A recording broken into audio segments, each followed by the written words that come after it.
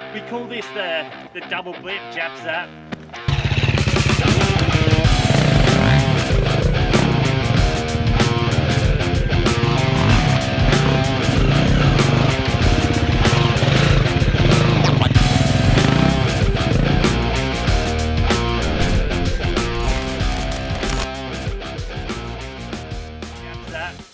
Basically, for logs, especially like this log here, it's undercut. As you can see, it's off the ground. This technique is really handy not just on logs, but on, you know, like even ledges, those rock ledges. Front wheel placement is super important. So if I was to come over this log here, if I just wheelied it and didn't touch the front wheel on it, I'm gonna get kicked. It's a horrible feeling when you just get that buck feeling. We just want to try and be precise with our front wheel. So generally, you want to punch that front wheel 3/4 up on the log or wherever you're going to create equal pressure. So for this log here, I wouldn't punch it down here because it's too low. If I touched it up here, it's too high. That point there is perfect. So that means when I punch it, that front suspension's going to come down really nicely. And that's what's going to give you the lift. If I wheelie it, I'm just going to plow into it. So the thing is, when you're coming up to a log, you want to hit it, you want to come in square on. So you want to take the time to get set up. You want to come in, you want to preload with your suspension, with your body. So you want to push down. It's 2 motions with the clutch. So one, you release it to get that front wheel up. As soon as it hits it, it comes in for a second and then releases. So that's why it's called the double blip. Took me a long time to get my head around it. I just practiced it and eventually it just clicks and it feels really, really good. Because you want to basically, when that front wheel punches the log, push down on the foot pegs to create more pressure. So I know it sounds like there's a bit going on, but you know, this one's a really handy technique. For instance, if you're starting to learn out logs, it's amazing what you can get away with without even lifting that front wheel. As long as your weight's back, you don't even have to lift the front wheel to get over a log this size.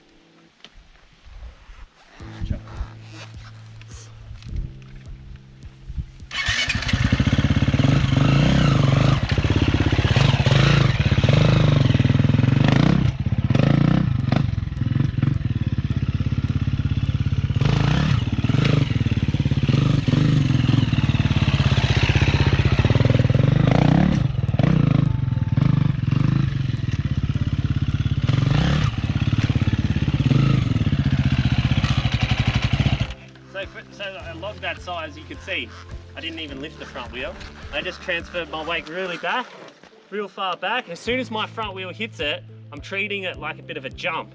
It hits it, the acceleration comes on, and I'm trying to land evenly with my wheels on the other side. So if I chop the throttle too much, my nose is going to dive.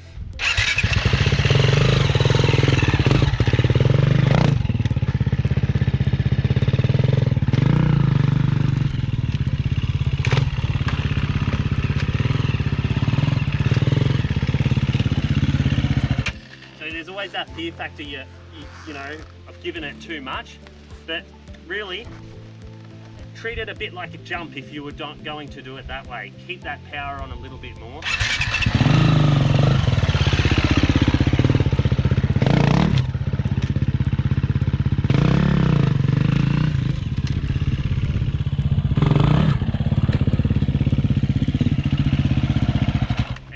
You want to get that nice feeling of landing with that suspension, both wheels at the same time. Doesn't hurt your body, doesn't hurt your wrists. So that's the idea. So that for a log, you've got to make sure the log's suited to do it with like that. For these bigger ones, yeah, that double blip, it's perfect to place that front wheel. And the same goes, if you back the throttle off, you're coming down. So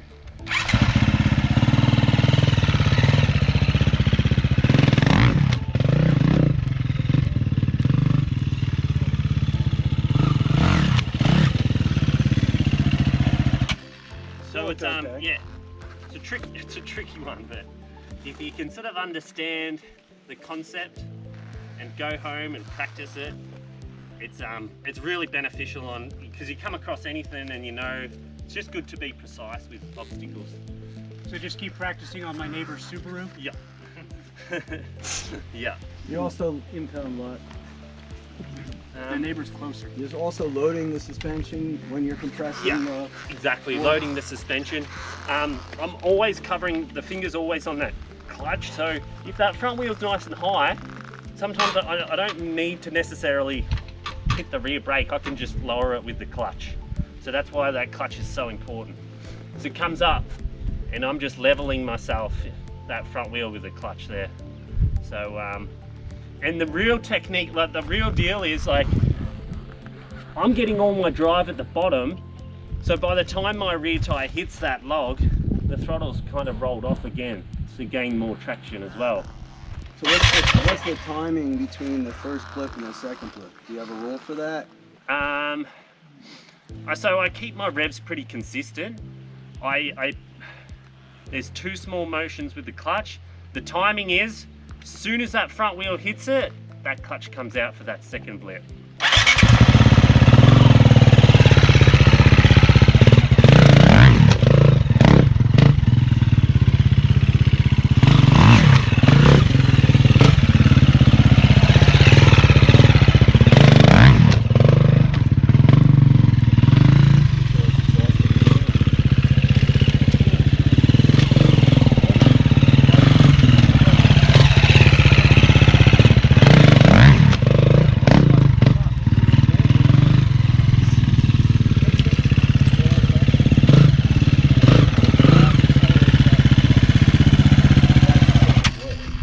So one release hits it and it comes in for that second.